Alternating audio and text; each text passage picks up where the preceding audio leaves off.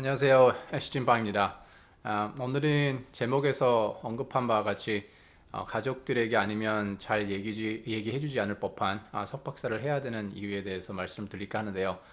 오늘 얘기는 물론 국내 석박사도 포함되는 이야기지만 미국 석박사에 약간의 포커스를 두고 드리려고 한다는 점을 말씀을 드리고요. 일단 좋은 메시지부터 드리고 시작하자면 첫 번째는 석박사를 하시면 일자리 구하기가 되게 쉽습니다.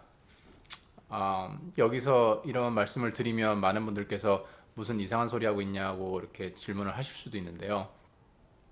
이 부분을 약간 살짝 짚고 넘어가면요. 제 생각에는 방송 미디어를 통해서 그런 통계를 많이 접하고는 하는데 그런 미디어에서 나오는 메시지들은 굉장히 네거티비티가 심한 것 같습니다. 그러니까 이런 석박사를 하는 거에 대해서 굉장히 네거티비티가 심하고요. 제가 생각할 때는 물론 사회 구조적인 붕괴를 막기 위해서는 사회 안전망이 필요하죠. 근데 왜 계약직이 문제가 될까요?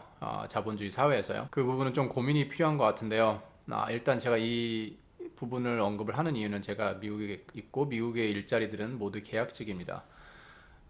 계약직인데 이제 한국과 다른 점은 한국은 매년 performance evaluation을 통해서 어, 다음 해에 일을 계속할 수 있을지 없을지에 대해서 결정을 짓는데요. 미국은 회사에 문제가 없거나 그리고 퍼포먼스가 괜찮다면은 꼭 잘릴 걱정 없이 계속 일을 할 수 있다는 큰 차이가 있는데요. 제가 생각하기에 이거는 한국의 정규직 계약직 시스템 자체의 문제라고 생각을 합니다. 그리고 앞에 미디어에서 비춰지는 석박사에 대한 네거티비티에 대해서 추가로 말씀드리고 싶은 부분이 있는데요. 몇 년 전에 공영방송에서 방송이 되었던 부분인데 거기에 출연하셨던 분들 중에 박사분들 중에서 수학을 백그라운드로 하신 분들이 계셨습니다. 안타깝게도 거기서 전달하고자 하는 메시지는 이 분들이 공부를 정말 많이 하셨고 수학을 백그라운드로 박사를 하셨음에도 불구하고 계약직으로 일을 할 수밖에 없는 그 이유에 대해서 되게 안타깝게 그려지고 있는데요. 그 부분이 저는 개인적으로 왜 안타까운지는 모르겠습니다. 아, 그 분들께서 수학을 전공을 하셨고 그런 방향성을 가지고 박사를 마치셨기 때문에 그런 일자리밖에 찾을 수 없었다고 저는 개인적으로 생각을 하고요. 그게 안타깝게도 계약직이었기 때문에 가족들도 있으신데 고민이 많으실 수는 있을 거라고 생각합니다. 근데 제 개인적으로 그 부분에 대해서 생각을 해 보면 사실 그런 미국에서는 수학이 굉장히 빅딜이고요. 그리고 수학을 잘하시는 분들을 굉장히 높게 평가를 하고 있습니다. 그분들께서 어디서 박사를 받으셨는지는 모르겠는데 그분들께서 만약에 미국에서 박사를 하시고 어, 그런 진로에 대해서 딱 정해놓고 나는 이쪽 부분만을 하고 되게 순수 수학만을 하거나 아니면 자기 어떤 분야만을 고집을 하지 않으시고 되게 플렉서블하게 진로를 여러 가지 방향성을 두고 고민을 하시면서 수학을 백그라운드로 해가지고 석박사를 받으셨다면 정말 문제없이 미국에서 좋은 직장을 구하셔서 좋은 연봉으로 일을 하고 계실 수 있었을 거라고 저는 생각을 합니다. 말씀드린 것처럼 미국에서는 mathematics를 굉장히 높게 평가를 하고요. mathematics가 갈 수 있는 분야가 너무 많습니다. 특히나 그런 mathematical mind, 그러니까 수학적인 두뇌를 갖고 그런 마인셋을 가지고 있는 분들은 컴퓨터 사이언스 쪽에서도 굉장히 두각을 나타낼 수 있는 부분이고요. 특히나 알고리즘 같은 쪽에서요. 실질적으로 그런 수학 백그라운드를 가지고 그런 CS 쪽으로 가셔가지고 정말 금방 배우셔가지고 능력을 발휘하시는 분들도 꽤나 많습니다. 따라서 제가 생각할 때 이런 계약직에 포커스를 둔 그런 네가티비티는 그 인터뷰한 대상이 되는 그런 분들께서 안타깝게도 그런 작은 시장을 가진 한국에서 그런 방향성을 가지고 수학으로 박사를 받으셨기 때문에 안타깝게도 그렇게 원치 않는 계약직으로 계신 게 아닌가라는 생각이 듭니다. 따라서 석박사를 하실 때 이런 미디어에 나오는 그런 네거티비티를 잘 필터링 하셔야 된다고 저는 생각을 합니다. 늘 질문을 하셔야겠죠. 왜 석박사의 좋은 점은 놔두고 이렇게 디스커리징한 부분을 부각시키는 걸까요? 저는 그건 옳지 않다고 생각을 하고요. 다시 말씀드리지만 그런 부정적인 면만으로 자기 석박사 진로를 결정을 하시면 절대 안 됩니다. 이 부분과 약간 비슷한 얘기긴 한데요. 취업 난이도 자체도 저는 개인마다 느끼는 게 굉장히 다를 거라고 생각합니다. 자기가 속해 있는 그룹이 어디냐에 따라서 굉장히 달라질 수도 있고요. 일단 저의 경우를 보자면 제가 그렇게 오래 살지도 않았고 많은 분들과 엄청나게 많은 인터랙션을 아니면 관계 형성을 하면서 살진 않았지만 제가 그래도 아직 이제 40이 넘었기 때문에 그래도 수백 명의 사람을 알고는 있을 텐데요. 아, 물론 그 중에서 계속 연락이 되고 그런 분들은 이렇게 한계가 있지만 주변만 보더라도 취업률이 굉장히 높습니다. 솔직히 얘기를 하면 100% 가까이 되는데요. 석박사만 놓고 보면 정확히 100%입니다. 제가 여기서 전달드리고자 하는 거는 석박사 자체가 목적이 되면 안 되고요. 어떤 방향성을 가지고 어떻게 실력을 늘려서 석박사를 받을 것인지에 대한 고민이 굉장히 중요하고요. 그게 석박사대 진로를 결정하는 그런 클루가 될 거라고 말씀을 드리고 싶습니다. 방향성이 없이 그냥 석박사만 받아야겠다 이러면 나중에 진로에 큰 문제가 될 수도 있습니다. 앞에 언급드린 그런 예로 드린 그런 분들께서 안타깝게도 그런 거에 영향을 받으신 분들이라고 저는 개인적으로 생각을 하는데요. 이렇게 정확하게 시장을 읽고 그러니까 job market이죠. 그런 시장을 잘 읽고 그런 걸 토대로 나는 석박사를 이런 방향으로 이런 방향성을 갖고 진로를 선택을 하겠다.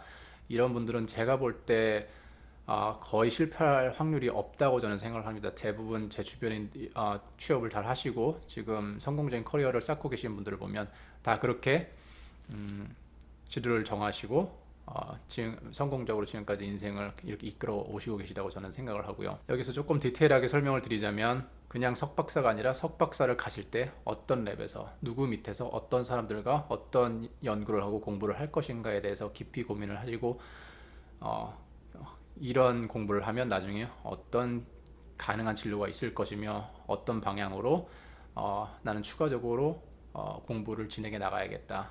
이런 고민이 꼭 필요하다는 것입니다. 마지막으로 이 부분에 대해서 말씀드리고 싶은 부분은 많은 분들께서 웃기는 소리 하지 마라.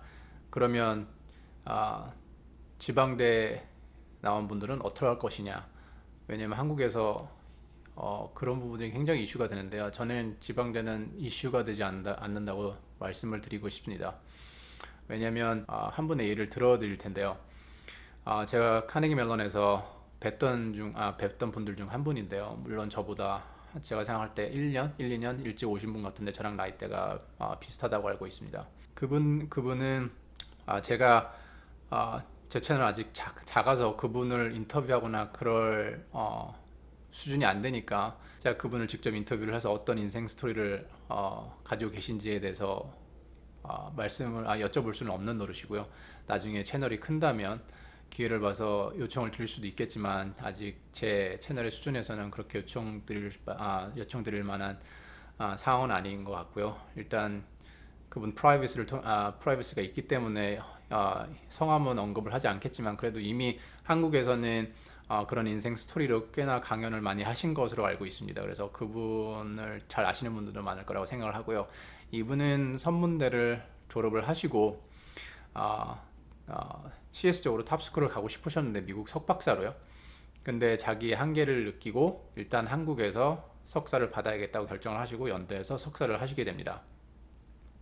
석사에서 경력을 쌓으시고 공부를 열심히 하셔가지고 최종적으로 미국 석박사 프로그램에 석사를 다시 추가로 하신 걸로 알고 있는데요. 그 프로그램에 억셉트가 되셨는데 카네기 멜론 CS로 억셉을 받으셔가지고 공부를 성공적으로 마치시고 테슬라 오토파일럿 부서에서 한 2년 반 연구를 하시고 그리고 지금은 현대에서 일을 하셨던 분들인데 그분은 이제 버클리에서 박사를 하시다가 이분과 이분과의 인연으로 같이 이제 스타트업을 시작을 하신 거죠. 그래서 지금은 회사가 100명까지, 그러니까 인플로이가 100명까지 되는 회사로 성장을 했는데요. 그 100명 중에서 20명은 석박사 학위를 가지고 있고요.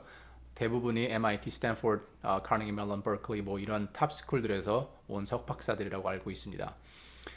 이분이 카네기 멜론 스쿨 자체가 CS로 굉장히 유명을 한데요. 3대장 MIT, 스탠포드, 카네기 멜론 이런 탑 스쿨에서 졸업을 하셨기 때문에 미국에서는 솔직히 말해서 한국 학교는 크게 중요하지가 않죠. 의미가 없죠. 관심도 없고요. 왜냐면 그 이후의 커리어를 충분히 석세스풀하게 만들어 오셨고, 그리고 그러니까 이제 같이 동업을 하는 그 사람들도 아니면 추가적으로 하이어된 그런 인플로이들도 굉장한 백그라운드를 가지고 있기 때문에 펀드를 추가적으로 잘 받을 수도 있었고요. 그래서 회사가 그만큼 컸다는 사실입니다. 여기서 여러분들께서 잘 보시면 이분의 성공 스토리를 보시면 솔직히 말해서 지방대가 익스큐즈가 될 수는 없다는 것을 제가 말씀을 드리고 싶은데요. 제가 나이대는 비슷하지만 굉장히 존경하는 분입니다. 왜냐면 그 석박사를 하시는 동안 아이가 굉장히 크게 다쳐서 포기를 할까 고민을 하셨는데 그걸 이겨내시고 지금까지 이렇게 성공적인 인생 스토리를 만들어 오고 계신데, 제가 볼 때는 그 정도 밸류에이션이면 솔직히 말해서 지금 회사가 팔려도 몇 대가 먹고 살 만한 돈은 만지실 수 있지 않을까 생각을 하는데요.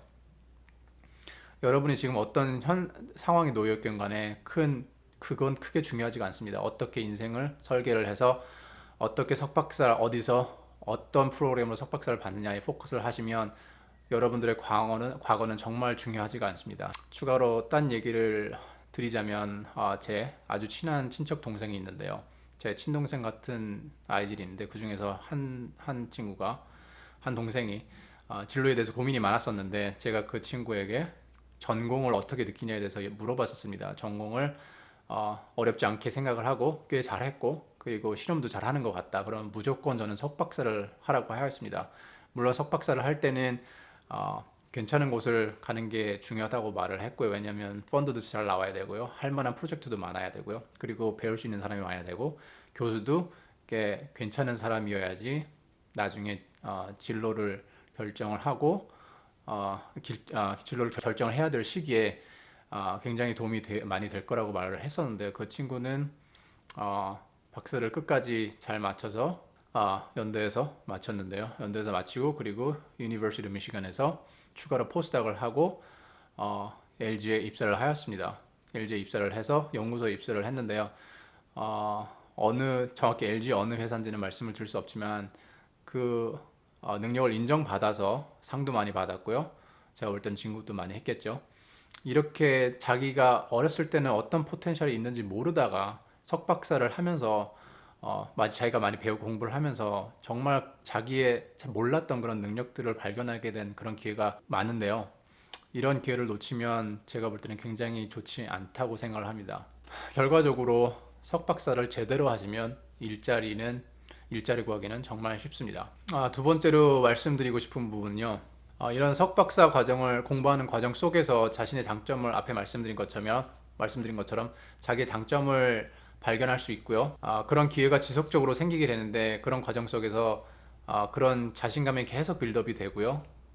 그렇게 되면은 자기가 부족한 부분이 있더라도 그 부족한 부분을 메꾸고 더 앞으로 한 발짝 더 나아갈 수 있는 동력을 얻을 수 있게 됩니다. 제 개인적인 얘기를 말씀을 드리면요. 저는 학부 때 연구를 했었는데 실험을 하다가 실험 결과가 제 의도한 대로 늘 잘 나오는 편이었습니다. 그래서 그러면 추가적으로 공부를 해서 연구를 좀 해봐야겠다고 결정을 했었었고요. 그리고 석사를 할 때는 박사 선배들이 아니면 그 기존에 석사를 하셨던 그런 졸업생 분들께서 제가 알기로는 10년이 넘었던 테마를 알고 있는데 정말 그분들께서 터치하기 싫었던 프로젝트였고 그리고 심지어 박사 선배들이 네가 석사를 제 시간에 졸업을 하려면 그 테마는 교수님께 못하겠다고 말씀을 드리고 그냥 평범한 프로젝트를 해서 졸업을 하라고 조언을 했었었는데요. 일단 교수님께서 저보러 그런 프로젝트를 한번 해보라고 말씀을 하셨었고 저는 한다고 대답을 했었기 때문에 일단 밀고 나가봐야겠다고 생각을 했고요. 근데 이 실험이라는 게 재밌는 게 그렇게 오랫동안 사람들이 되게 하기 꺼려하고 어려운 연구일 수가 있는데 생각을 어떻게 바꾸느냐에 따라서 그 결과가 굉장히 다르게 나올 수가 있습니다. 제 경우가 그랬었는데요. 제가 그 실험을 디자인을 할 때 다른 여러 가지 아이들을 통해서 고민을 많이 해봤었고 그거를 실질적으로 이제 엑스큐션을 해가지고 진행을 했었는데요. 3개월 만에 원하는 결과가 나왔고 결과적으로 제가 박사 유학을 왔을 때 그 연구 결과를 가지고 좋은데 논문을 냈었습니다. 아무도 그걸 하기 싫어했었고 심지어 선배들이 그렇게 하지 말라고 했던 그 주제를 가지고 굉장히 빠른 시간에 연구 결과를 냈고 좋은데 논문을 냈었기 때문에 그게 저의 자신감을 끌어올리는데 굉장히 결정적인 역할을 했었었고요. 그리고 그 주제를 받아서 두 학생들이 추가로 연구를 추가로 진행을 하였었고요. 한 명은 이제 LG 화학 연구원으로 갔고요. 또 한 친구는 이제 재료공학과에서 탑 스쿨로 받아들여지는 노스웨스턴 유니버시티에 가서 박사를 마치고 지금 포스닥을 하고 있습니다. 이런 예를 말씀드리는 이유는 이런 과정 속에서 여러분들이 어렵고 공부를 추가로 하지 않았다면 느끼지 못했을 그런 자신감을 얻을 수 있었다는 거를 제가 말씀을 드리고 싶은 부분이고요. 이런 베이스를 가지고 있으면 박사를 가실 때 완전히 다른 전공으로 아니면 완전히 다른 세부 전공으로 가시더라도 걱정을 안 하시게 됩니다. 왜냐하면 자신감이 있으니까요. 그래서 제가 박사를 가서 완전히 다른 테마로 연구를 했었는데요. 네이처 나노텍을 포함해서 임팩트 팩터만 합쳐서 148 정도가 넘고요. 사이테이션도 지금은 810번이 넘는 것으로 알고 있습니다. 이런 과정 속에서 자신감을 얻고 이제 그렇게 되면은 자기가 생각한 진로대로 이제 결과가 나오겠죠. 그래서 이 자신감도 자신감이지만 이렇게 결과가 좋게 되면은 나중에 사회 진출을 했을 때 굉장히 앞으로 커리어를 쌓는데 굉장한 밑바탕이 될 수가 있고요. 다만 재미있는 사실은 여러분들께서 그렇게 자신이 생각할 때 성공적인 박사 생활을 하셨다고 생각을 하더라도 실질적으로 회사 연구소가 됐건 국책 연구소가 됐건 간에 그런 연구하는 포지션에 가시다 보면은 정말 날고기는 사람들이 어마어마하게 많습니다. 저도 나름 이런 결과를 가지고 교수를 해보겠다고 생각을 했었기 때문에 나름 괜찮은 결과라고 생각을 했었는데요. 지금 제 그룹에서 제가 처음 연구소 생활을 시작을 했을 때 주변에 있는 사람들은 네이처나 사이언스가 한두 개씩은 다 있었습니다. 어떤 친구는 심지어 사이언스 네이처 그게 멀티플로 있었고요. 그리고 사이테이션이 thousands가 있었습니다. 물론 first authors, second author, 1저자, 2저자 이런 논문들이 있었지만 정말 어마어마한 연구 성과를 보인 친구도 있었는데요. 그런 사람들과 연구를 하다 보면은 굉장히 어린 친구였는데 불구하고 겸손함도 배울 수 있게 됩니다.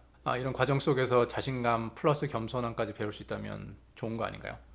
그리고 세 번째로 말씀드리고 싶은 부분은 자신의 꼴이 확실한 사람들 주위에서 공부를 하게 되면 많은 것을 배울 수 있습니다. 우선 모든 사람들이 목표라는 것은 잘 먹고 잘 사는 거겠죠. 지금 석박사 하는 분들도 잘 먹고 잘 살기 위해서 공부를 하시는 거고요. 이렇게 어떻게 하면 잘 먹고 잘 살까를 끊임없이 고민하시고 방향성을 재조정을 하시고 그 목표를 위해서 정진하시는 분들을 보면 집이 그립고 그럴 시간이 없습니다. 다 목표를 위해서 정진하시는데 저만 뒤처질 수는 없는 노릇이 아니죠. 어떻게 자신이 목표라는 것, 여기서 목표라 하면 그게 논문이 될 수도 있고요. 실험이 될 수도 있고 미래 커리어가 될 수도 있는데 이런 목표를 이루기 위해서 계속해서 고민하시면서 인생 설계를 하시는 걸 보면요. 자신도 모르게 되게 컨스트럭티브한 고민을 하면서 자신의 인생에 대해서 깊이 고민을 해보고요. 자신의 미래도 굉장히 클리어하게 그릴 수 있습니다. 이런 걸 생각을 해보면요. 이런 걸 보면요. 제가 생각할 때 사람들은 자신의 환경을 탓하는 데 에너지를 쏟을 것이 아니라 어떻게 자신의 주변 환경을 자신이 원하는 대로 바꿀 수 있을까에 대해서 에너지를 쏟으면서 그런 환경을 만드는데 노력을 해야 된다고 생각을 합니다.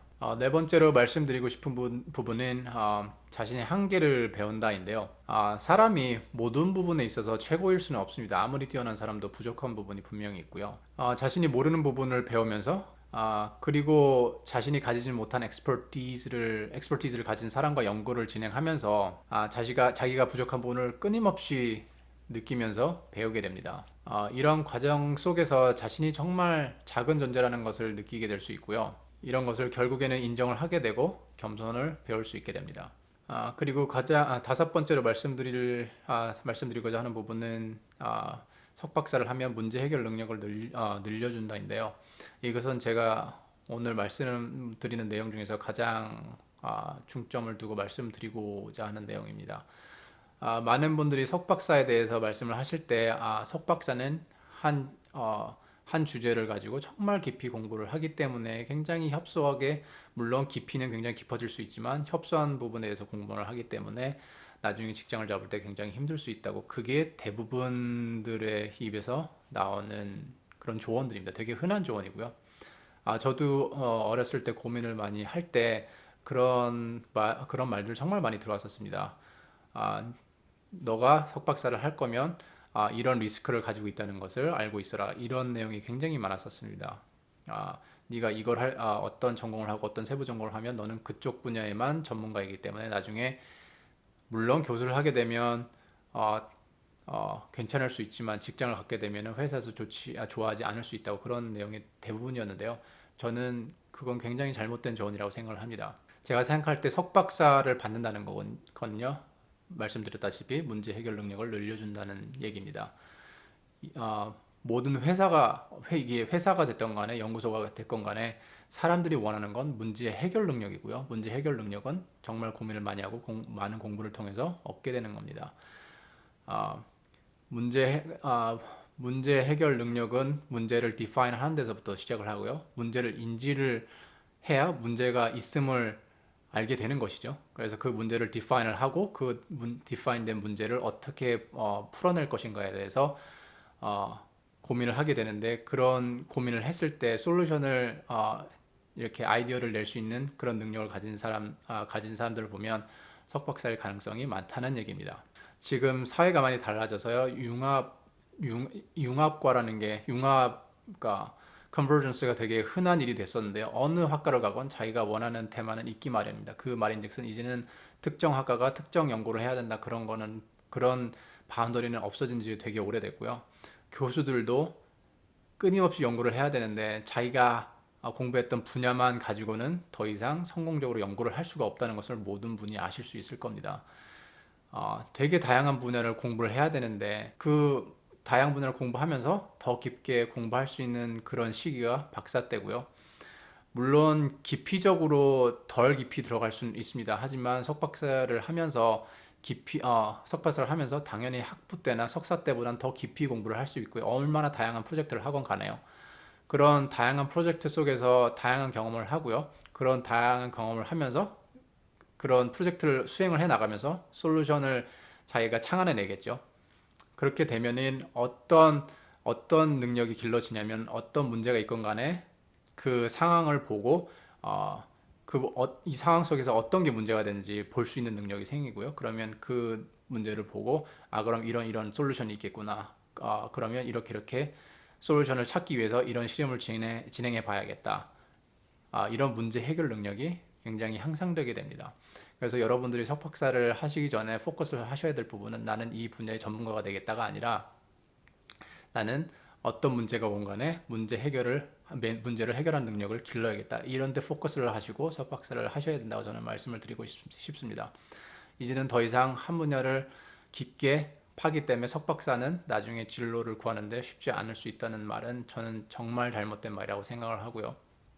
이것은 정말 많은 분들이 명심을 하셔야 되는 부분. 추가적으로 알려드리고 싶은 부분은, 여러분이 만약에 회사 연구소를 가게 되면 회사에서 요구하는 사람들은 문제 해결 능력이 출중한 사람들을 원합니다. 그 사람들이 어떤 백그라운드를 가졌건 간에 그 사람들은 그게 관심 있는 게 아니고요. 물론 그런 어떤 특정 백그라운드를 가지고 있으면 특정 포지션에 유리한 측면이 있을 것이고 솔루션을 제공하는데 능력을 발휘할 수 있는 것이 사실입니다. 하지만 그 한 부분만을 가지고 회사에서 사람을 뽑지는 않고요. 어떤 포지션 간에 이 사람은 박사를 받았기 때문에 어떤 문제건 해결할 수 있는 능력이 있다라고 믿고 이 사람들을 뽑은 거기 때문에 사실 솔직히 얘기를 하면 백그라운드는 크게 중요하지 않습니다. 박사를 좋은 데서 받았고 문제 해결 능력을 인정받았다면 회사에서는 그것을 보고 이 사람한테 투자를 하는 것이고요. 그 사람의 백그라운드는 크게 중요하지 않습니다. 제 생각에는요.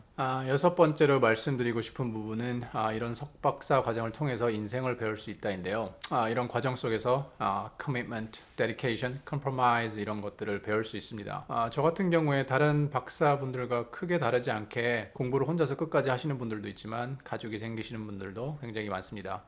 이런 분들과 크게 다르지 않게 박사 과정 중에 좋은 사람을 만났었고 아이까지 생겼었는데요. 이렇게 가족들이 생기면서 정말 어렸을 때는 고민해보지 못한 그런 난관들에 봉착을 했을 때 정말 많은 고민을 했었었고 어떻게 하면 가족들과 함께 잘 살 수 있을지에 대해서 끊임없이 고민을 했었습니다. 임신한 와이프와 그리고 태어난 아이를 위해서 제가 할 수 있는 최선을 다해 봤었고요. 그래서 지금까지도 그런 마음을 유지하면서 잘 살고 있습니다. 그런 과정 속에서 예전에는 겪어보지 못했던 한계 사항들을 많이 겪었었고요. 그런 상황들을 겪으면서 버텨내면서 인생에서 어떤 것을 취하고 어떤 것을 포기하고 덜어내야 되는지에 대해서도 많이 배웠었습니다. 이곳에서 둘 다 풀타임으로 맞벌이를 하면서 두 아이를 키워낸다는 것이 정말 쉽지 않은데요. 하지만 수행의 마음으로 인생의 프라이어리티를 잘 선택을 하면서 마음을 덜어내면서 꽤 괜찮은 삶을 살고 있다고 생각을 합니다. 이러한 경험들과 고민들은 학부 후에 바로 취업을 해서 일하면서 하게 되는 것보다는요, 오랜 공부를 하면서 한 분야의 전문가가 되는 과정 속에서 더 깊게 고민하고 배울 수 있는 것 같습니다. 오늘은 가족 외에는 잘 알려지지 않을 법한 석박사를 하는 이유에 대해서 이야기를 해봤는데요. 시청자분들께서 이런 쪽으로 인생 설계를 하시는 분들이 계시다면 긍정적인 메시지를 전달해 드리고자 노력했습니다. 감사합니다.